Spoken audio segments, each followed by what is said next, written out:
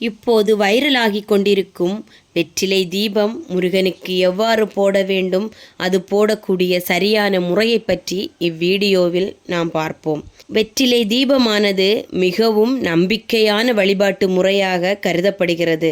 அந்த வெற்றிலை தீபத்தை யாருக்கு நாம் செய்கிறோம் என்றால் முருகனுக்கு.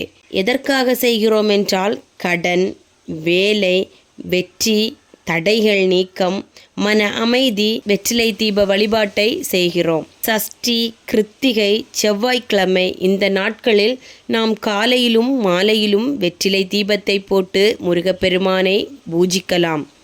ஒவ்வொரு தீபம் ஏற்றும் போதும் வெற்றிலை தீபம் போடும்போது 6 அழகிய வாடாத கசங்காத கிளியாத வெற்றிலைகளை எடுத்துக்கொண்டு அதன் காம்பினை எடுத்து அந்த விளக்கேற்றும் மகளில் போட்டு நெய் தீபம் ஏற்றி முருகனுக்கு வழிபட வேண்டும்.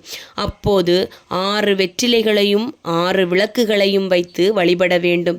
இல்லையெனில் 6 வெற்றிலைகளும் ஒரு விளக்கு மட்டும், ஒரு நெய் விளக்கு மட்டும் ஏற்றி வழிபடலாம்.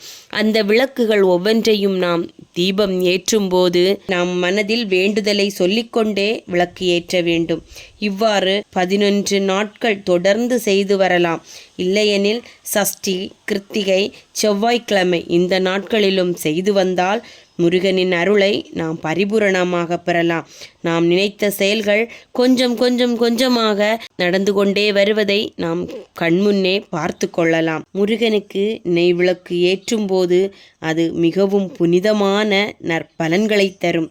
முருகன் அருளை பெற நறுமண நெய்யால் முருகனுக்கு விளக்கு ஏற்ற வேண்டும்.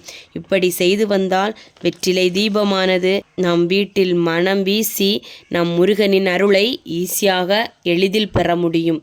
வெற்றியுடன், முயற்சியுடன், நம்பிக்கையுடன் செய்யுங்கள். ஓம் சரவணபவ.